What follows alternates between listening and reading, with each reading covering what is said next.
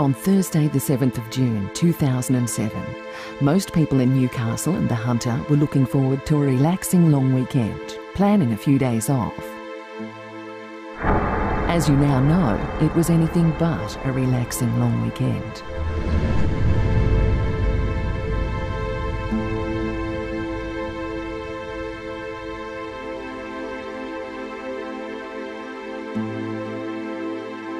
I'm Carol Duncan from 1233 ABC Newcastle, and like most people in the Newcastle and Hunter region, I will never forget the weekend when storms and floods closed down the heart of Newcastle.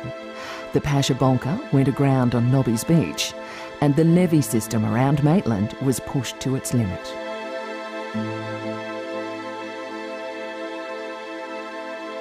Over the 4 days of the storms and flooding, I, like my colleagues here at 1233, kept you company around the clock. We talked with you, on air and off air. We kept you up to date with vital information, and we shared your experiences.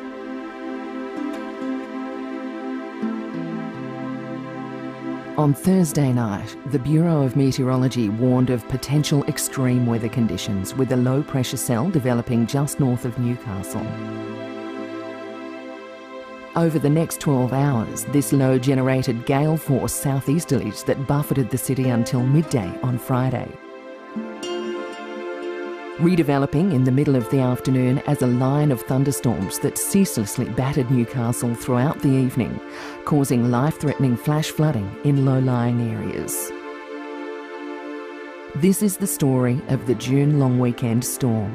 The voices are yours, and the images are the ones that you shared with us.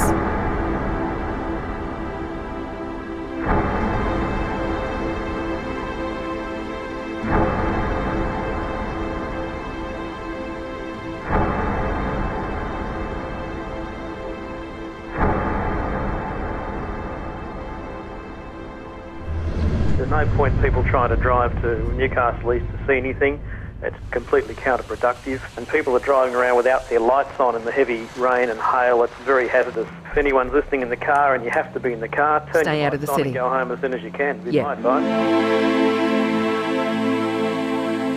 About 9,000 homes and businesses are without power across the Lower Hunter due to the wild weather bringing down trees and power lines. The SES has received more than 80 calls for help this morning. The wet weather and debris is causing havoc on the roads, and police are urging motorists to drive to the conditions. And there's power lines whipping around on the ground. There's police and fire stations there, but you can't get through at all.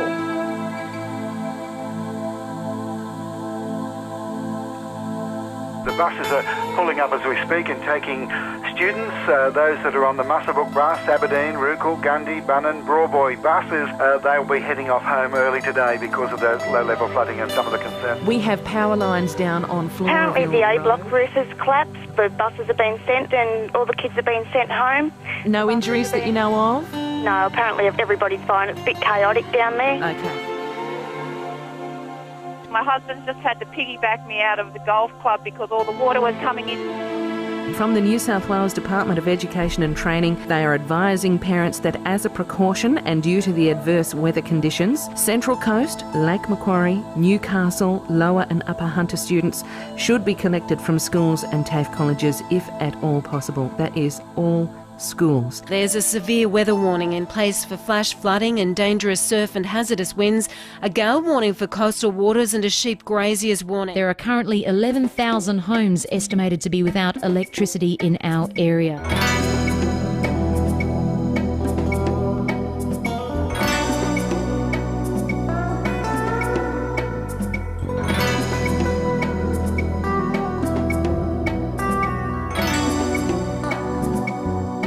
The New South Wales Premier Maurice Yemma has declared a natural disaster for the state's Hunter and Central Coast regions as the search continues for as many as 11 people missing in the storms. The declaration comes after 24 hours of severe storms which brought gale-force winds and flooding hit hardest on the Central Coast and in the Hunter region. Tomorrow morning at 9 o'clock the State Emergency Committee is meeting, and we'll be obtaining reports overnight and into the morning of how the situation is. The Bureau of Meteorology forecast that we get some average wind strengths of around about 65 kilometres this evening, but with wind gusts up to around about 90 kilometres an hour. So we do expect that there will be some tree damage out there as well, as some fallen trees, as well as the flash flooding. Lots of stories about boats getting washed off, coming off their moorings. It's just amazing. The lake is almost level to the jetties, and it's like a beach, not like a lake at all. Underwater is urging Toronto residents to conserve water, with fears the area could shortly run out of supplies. We've been watching the reservoir levels during the day. Unfortunately, the power isn't back on. Please heed those warnings. Do not head outside your house if you are in a warm and safe place. You are a long way in front of a lot of other people who have been evacuated here this evening, who have had houses inundated, who have had to abandon cars in the middle of busy roads here in the Hunter. And as residents moved around, there was the risk of being caught in floodwaters. Underground car parks became swimming pools, and stormwater drains swirling torrents.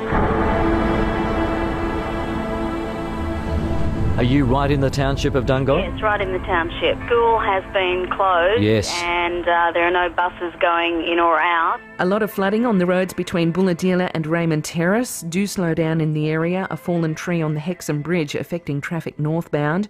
The New England Highway from Singleton into Branxton is flooded. Water is so deep, police have just blocked the road.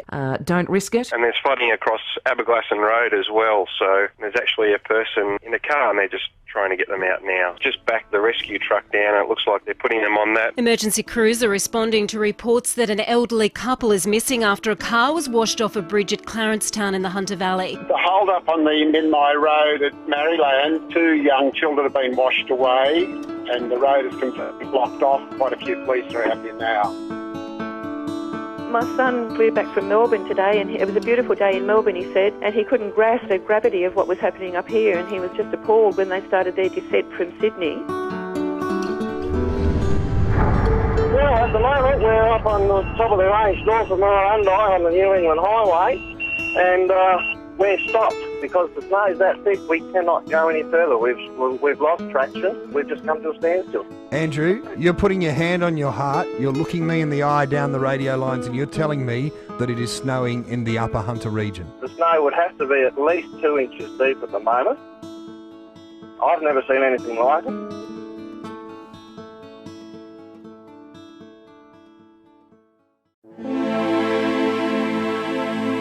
The weather continued to whip across the region, with not only damaging winds, but rain, hail, and at the top of the valley, snow.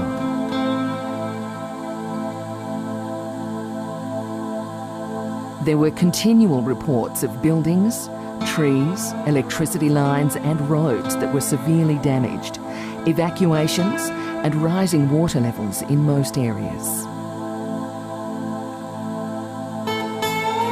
One image that is permanent is of a huge bulk carrier on Nobby's Beach.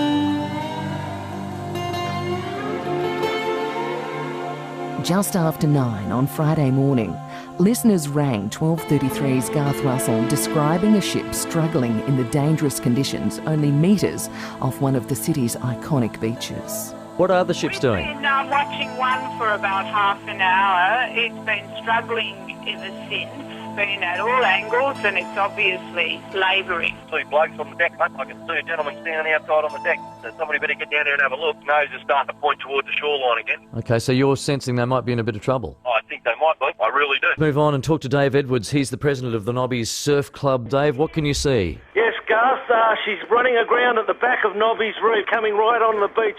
She's only about 150 to 200 metres away from the shore now. It looks like a coal carrier or a grain carrier. She's getting washed ashore right now on the back of Nobby's Reef. The beach inspectors now have started to run to get their gear. Waves are now breaking over the ship, sideways over the ship, and it's now about 75 metres away from the shore. So it's moved that quickly in that time? Yes, it's like a cyclone up here, Garth. Gee, okay. She's trying to pull her nose into the wind, but it ain't going to work, mate. She's already beached. Absolutely on the rocks and stuck. Yeah, she's beached, mate. Hi, Andrew, you're on the spot. Mate, the ship's called the Pasha Bulker, and it's getting absolutely belted at the moment. It's an amazing sight. The ray coming right over the top of this huge tanker. It's just incredible, and the crowd's starting to build. I've got to be honest with you, the news is getting out. It's an amazing sight. It's as dangerous as it is, it's almost spectacular.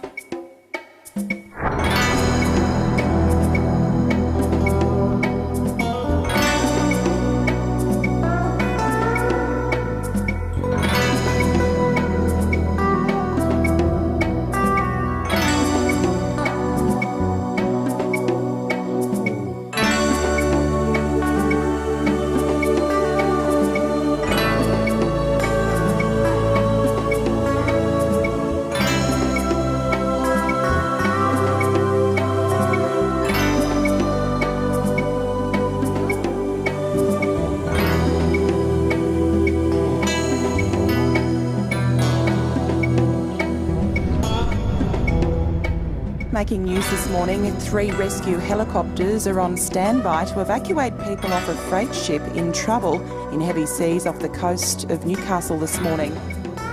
Our initial concerns are for the crew are on board. There are 18 Filipino seafarers and 2 Koreans. So 20 on board. This is going to be a hairy exercise. Oh, it's very, very precarious, and these seafarers know the dangers of it. They spend years on these ships, but they've threatened to jump over the side because they're that concerned about what's going to happen. Rather than being broken up onto rocks and washed out in that ocean, they've threatened to jump, and so it's really made the urgency for the evacuation of the ship. 2 rescue helicopters just touched down. The wind is very, very strong.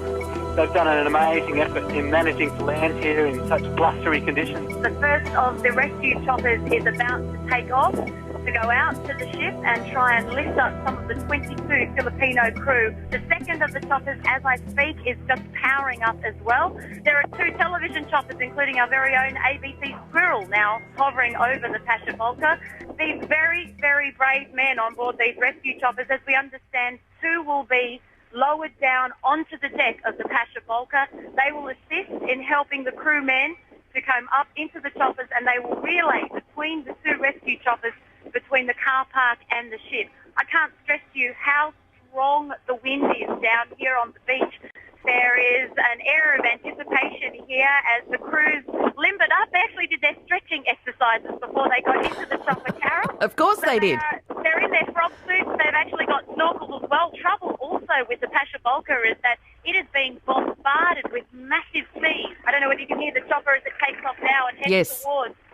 They're going to have to make sure that they time it so that the seas are not impeding them as well as they break across the deck. Lights are on. There are 2 television choppers in the way. We've just been told that we need to relay, if we can, to our chopper that it needs to move from the area. The Westpac chopper is moving across the decking of the Pasha Bulker, and again it hovers. This is amazing as another massive wave crashes over the decking.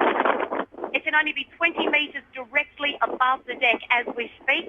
The skill of the pilots of these choppers is just astronomical. They'd have to be now within 15 feet as the door to the side of the chopper opens. The chopper is being buffeted, but amazingly, it's staying on course. But I have to say the rain has stopped as the first of the rescuers is being slowly lowered out the side, and he is dangling out of the rescue chopper towards the decking now as one arm out.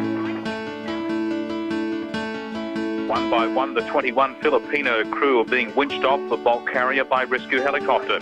The operation is extremely hazardous as the helicopter hovers over the vessel. It's being buffeted by cyclonic winds, heavy rain, and huge waves continue to break over the deck. It's only about 20 metres from the shoreline. One of the council beach inspectors, Bernie is his name, he's doing this amazing job on the jet ski, just keeping here in case the ship. He's there, I should imagine, in the capacity if anyone falls off or anything happens, he's there to rescue them by sea.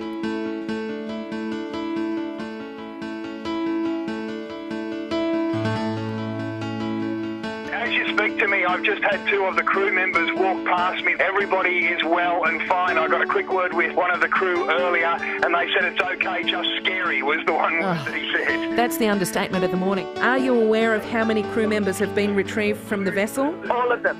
They are all off the vessel? As far as I know, all are safe and sound, and the crew of the Westpac helicopter, this is the biggest job that they've ever done. And he said all the training that they've done for many years, has paid off.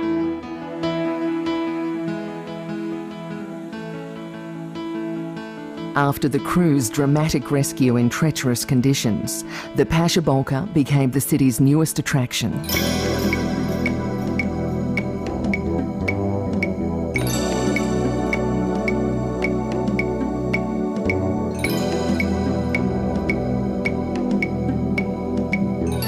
Salvage investigators confirmed that the outer shell of the ship's double hull had been breached and was taking on water.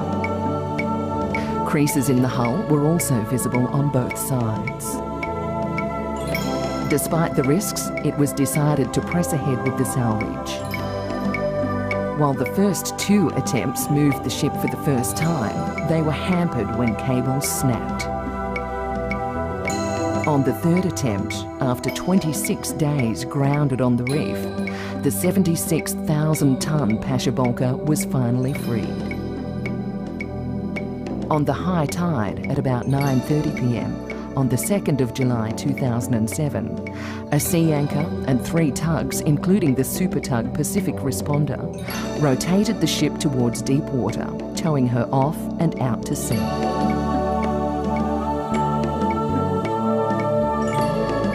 Just a tremendous feeling to see it just slide off that reef. It's done so quietly. It's just ecstatic to see it's moving, so the guardians of the beach get their beach back.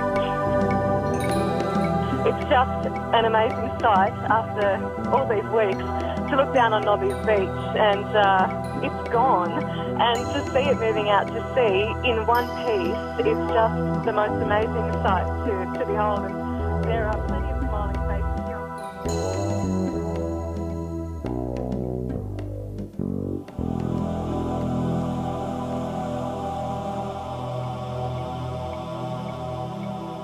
Offshore, the ship was assessed for damage. Along with propeller and rudder damage from the salvage, the ship also suffered from a buckled hull and a flooded ballast tank. Minor repairs were conducted in Newcastle Harbour before being towed to Asia for further repairs. In April 2008, the Pasha Bulker was renamed MV Drake.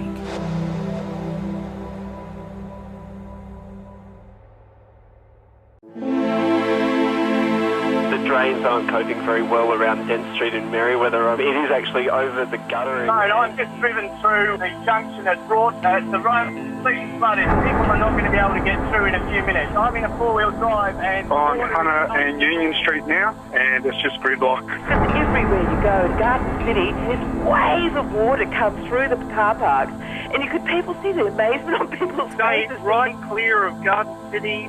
Stay clear of Bridges Road. There are not roads, there are rivers. It's unbelievable what's going down out there. Got my car parked along across King Street here, right at the start of the floodwaters near McDonald's. Yeah, here comes another car, just about to stop them now. Yep, wouldn't go through there. Just seen a car disappear underwater. Truck has just fallen in as well. I got waves hitting me now, actually. I think they got them out before the car just disappeared altogether.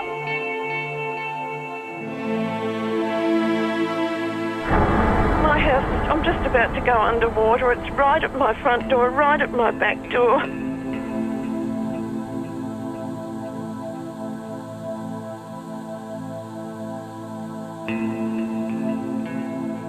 There was disastrous damage caused by the flooding, but more was to come. At 2 o'clock on Saturday morning, the second low hit the city. The conditions seem to have changed here in the last 15 minutes. It's absolutely terrifying.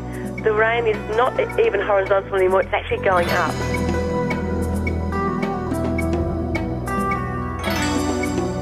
It is just a disaster zone out there. There are cars abandoned everywhere, particularly in and around New Lambton and Westfield. All the roadworks there are moved all over the place, so anybody just stay home. It's just not worth it.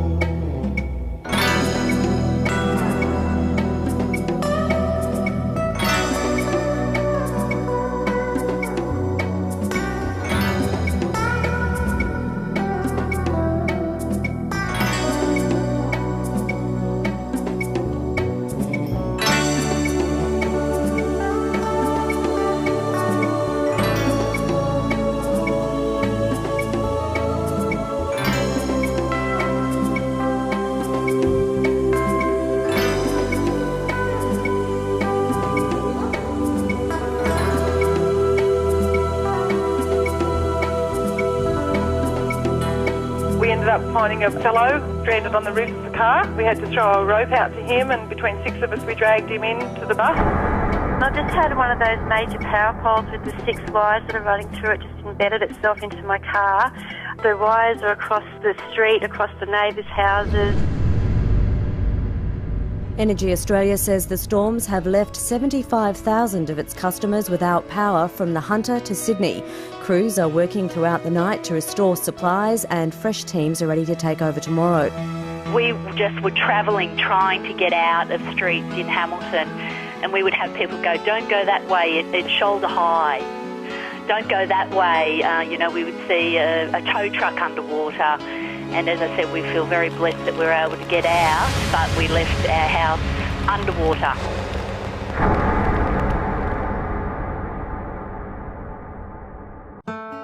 On Saturday morning, the sky was clear. But the streets were littered with debris.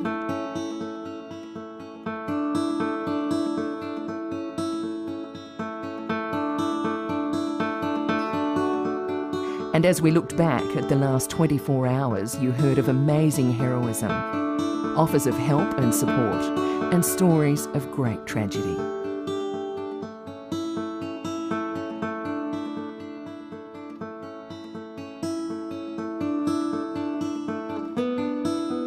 I slept in my car last night. I just couldn't get home at all. And I've just come past the foreshore at Warners Bay, and it's just complete devastation.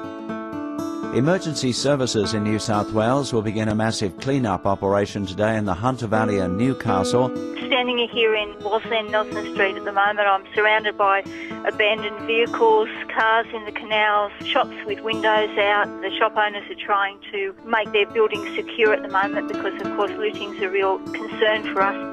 Wallsend businesses that have been affected by flooding have had to employ security guards to deter looters. More than 30 shops were inundated and have stopped trading for the next few days.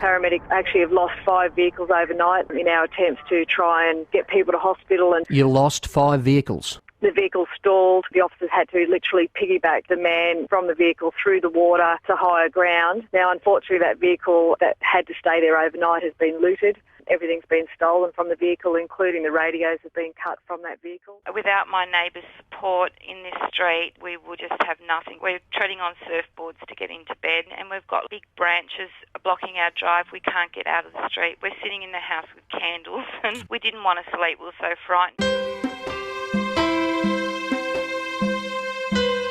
Energy Australia says it's working hard to restore power to homes in Sydney, the Central Coast and the Hunter Valley. I don't know that the organisation ever faced a challenge of this magnitude, mate. At the outset, Craig, yes, it's going to be quite some time. I do apologise to customers, but this is way beyond our control.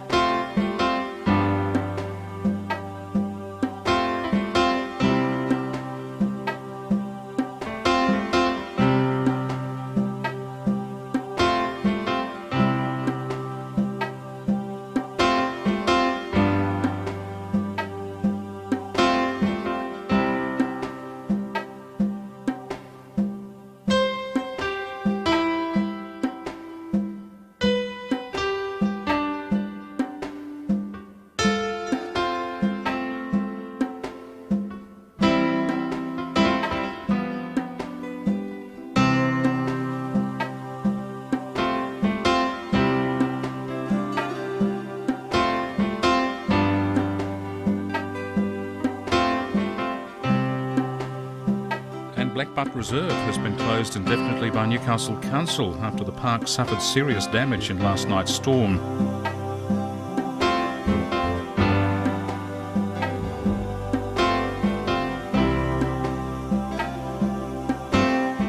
Shortly after 5 p.m. last night, we had reports of a male person being swept into a stormwater drain from a vehicle that he was a passenger in. Since that time, police have been conducting searches. The body of a 45-year-old man was found at Hamilton North near Newcastle after he was swept down a stormwater drain on Friday night. Police and emergency services have been commended for their bravery in searching for victims of the storms. 9 people have died because of the extreme conditions, including a family of 5 killed when their car was swept away by a road collapse near Somersby on the Central Coast. All personnel went above and beyond the call of duty.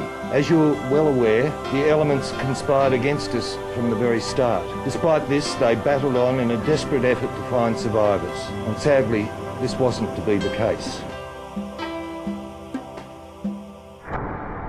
NRMA Insurance says it's already received more than 1,000 claims from Newcastle residents affected by the storms. Generally, most flood cover in Australia does cover people for storm-related flooding. The most important thing for people to do as policyholders is to contact your insurer straight away and talk to them about the claims process and the assessment process, and just make sure the insurer knows that you're intending to put a claim in. And the Prime Minister, John Howard, says he expects to visit the Hunter region and Central Coast in coming days to survey the damage from the storms and floods. Mr Howard has announced additional emergency funding of $1,000 per adult and $400 per child for people who've been injured or whose homes have been severely damaged.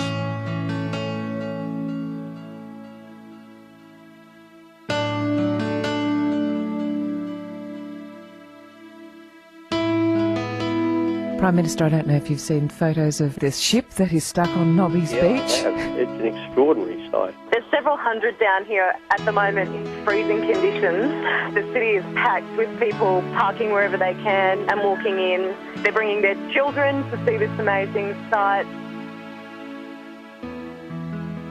People are pretty bleary-eyed. Not many people have had a good night's sleep, but a lot have made the effort to come out and see this because they feel like it's a once-in-a-lifetime opportunity.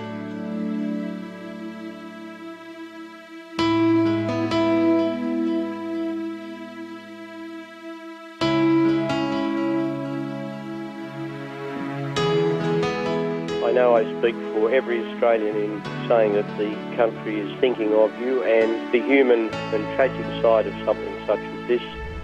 My 12-year-old son was washed off a road at Maryland. But I'm joined this morning by Kira Bishop, who is Alex's mum. How's your boy? Well, very well, surprisingly. Kira, I'm actually joined on the other line by Mark Tucker, who works for Telstra. And when was your attention drawn to the fact that this young fellow was in trouble? Young girl was screaming at the boys in the creek, went down to try and help. About 4 blokes with the rope up to their waists in water and trying to get it out to the boy. And council guy was on the tree with him, holding his head up out the water. The policeman, he's tried to get him and washed into another tree, and he's trying to calm him down. I've got all my wet weather gear, my gumboots and that on, and got back out, took it off, and I'm screaming because I'm panicking and I'm screaming to get some hose because the water's actually going around his chin, around his mouth. And he was hysterical. So I got the hose and I'm thinking, put it in his mouth so he can breathe, but we can't get the hose to him. There was no one on the other side to sort of throw anything. So the council guy's just saying, hurry up, do something. And he said, I can't hang on anymore. So we're still trying to get the rope around him and hoping that the emergency service is going to turn up. And he just said, look, I'm going to let go. I just can't do it. So I just reached out to the branch and put myself on the tree. Just managed to get the rope around him underneath his arms and did about 3 knots around the rope. Told the guys to pull and his arm's still caught in the tree. So we got his arm out and basically just dragged him up right up onto the high ground, and the ladies have pounced on him with all the blankets. Goodness me. Yeah. Mark, I bet that's not how you thought your day would end up when you went to work? No, it wasn't. Kira, what would you like to say to Mark? Oh, thank you so much, Mark. I'm just emotional over this. I haven't heard that full story like that. So yeah, I'm very grateful. That's all right. Kira, that's such a close call, isn't it? It's just a big thank you to Maryland people and to everybody who participated in that help. We just can't thank them enough.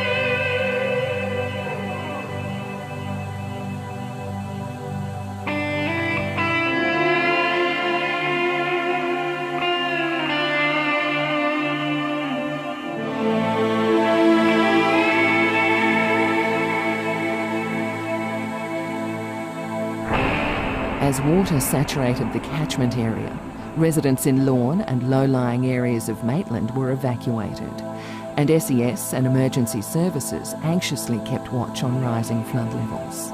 This was a major test of the Maitland levee system. The Bureau of Meteorology has predicted a flood level of 11.3 metres at the Belmore Bridge at approximately 12 noon tomorrow. This means that the following areas may be inundated: South Maitland, outside the levee ring, Louth Park, low-lying areas of East Maitland and Pitnacree. It is recommended that you evacuate within the next 3 hours. If you leave it later, roads may be congested or closed. Now, Garth, we've got crews going out to these areas now, door knocking, to tell these people to leave now.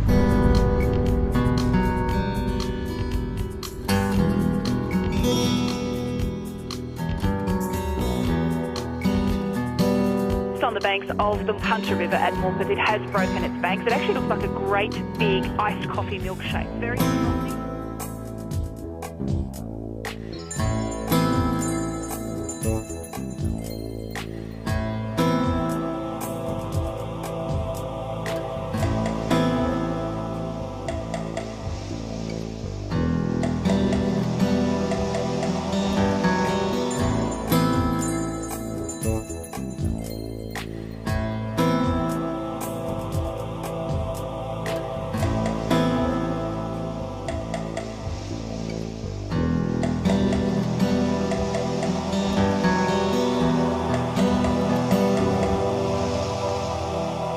State Emergency Service has started to evacuate people in low-lying areas of Maitland who are expected to experience major flooding in the next few hours. There is no way anyone evacuated can get to Singleton Heights from Singleton Township itself. We're cut on the New England Highway over the other side of the river. We're cut on the Bridgeman Road and we're cut on the Darlington Road. You can't get through any of them into Singleton. So, Jan, by the sounds of it, you're stuck pretty much at this stage. Yes. The SES says major flooding at Maitland and Singleton in the next 24 hours will reach levels similar to the 1971 flood in the Hunter Valley.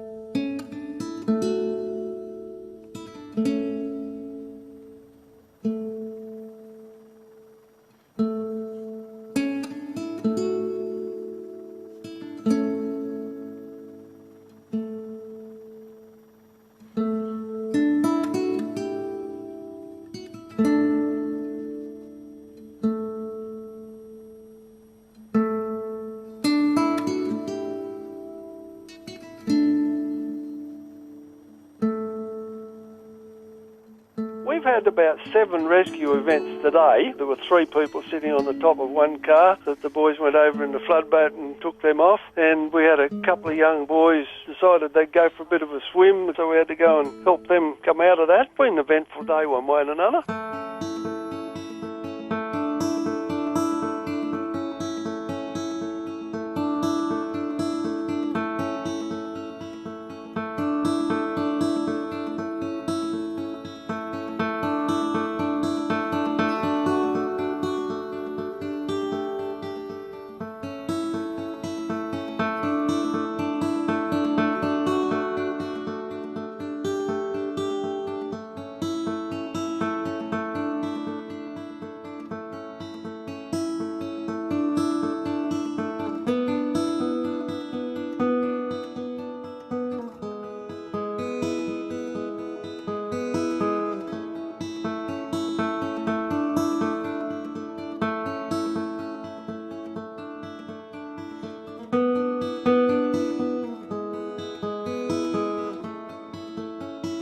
As you drive and look to the left through Brankston, it's just a sea of water. There's a couple of paddocks there by Anvil Creek and people have moved their horses and up onto the side of the road. The situation at the moment is that the area around the Brankston Inn is being inundated with water and the water is starting to cross the New England Highway.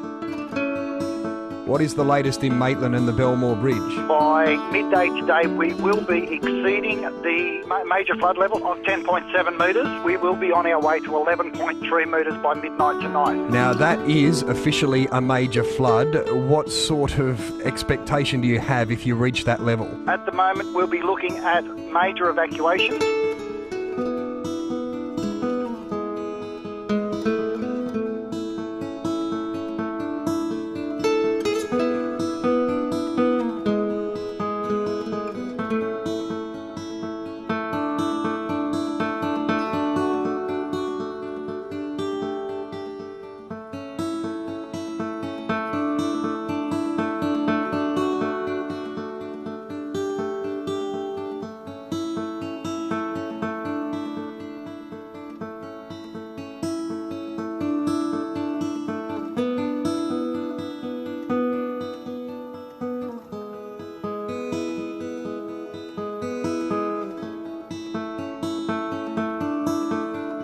I'm at the SBS headquarters in Rutherford, the main centre for the Maitland area. As you can imagine, things are quite hectic here. There's probably about 100 volunteers. They've come from all over the state, Dubbo, Queanbeyan and Cooma. They're deploying 3 flood boats to East Maitland area. They are predicting that the Rutherford and Western Maitland area will become cut off from East Maitland as the day progresses. I'm down at the Maitland railway station where we've got probably 50 or so SES volunteers assisting New South Wales Fire Brigade and the rail authorities, putting up a sandbag dike in front of the railway station to keep the water out. There are fire engines, emergency services stationed at both sides. 20 metres from where I am, there are a few kids mucking around in the shallow parts of it, and it is moving into the backyards of houses right near where I am standing. The volunteers are out there getting to who they can, but certainly if you're in a low-lying area, watch the river, be prepared to move if it's rising. Don't wait to be told. If you think you're in any sort of danger, please move. They're really urging people to get out. The key issue is to get them out before dark.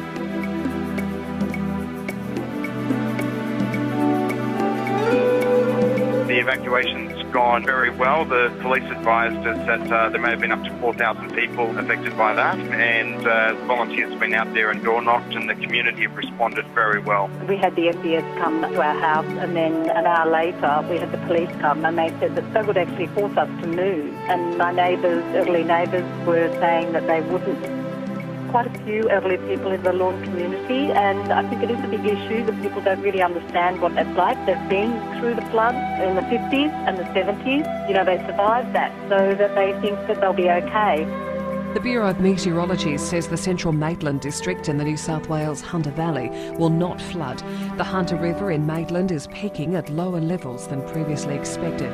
The spillways are doing their job. We will do a lot of our own reconnaissance at first light. We will start to look at the water. We do have some aerial assets which will come in very handy today as we do that.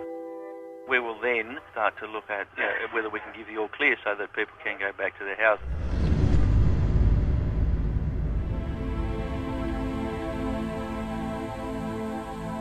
You know, you start to play the roles out, the scenarios out. What would we do if we got caught? Where would we put the children? What if you got caught with a baby in the water, you know? And all those things, it does start to play on your mind. And that's why I'm still up at 2:15.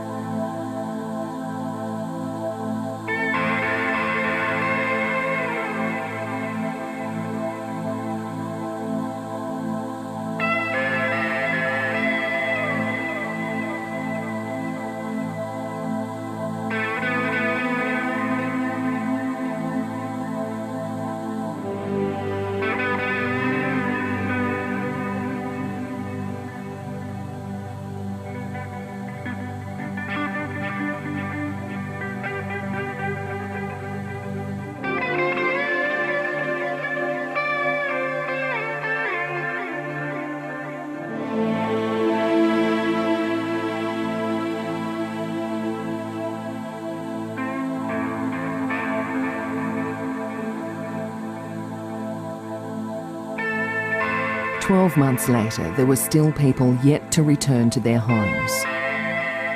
Others who are fearful of severe weather warnings, and still others who have yet to come to terms with their loss. Thank you for telling us your stories and sending us your pictures. As time fades, the 2007 June long weekend storms and floods will become a part of our local history and will be remembered along with the Maitland floods of the 1950s and the storms that drove the Cigna aground in 1974.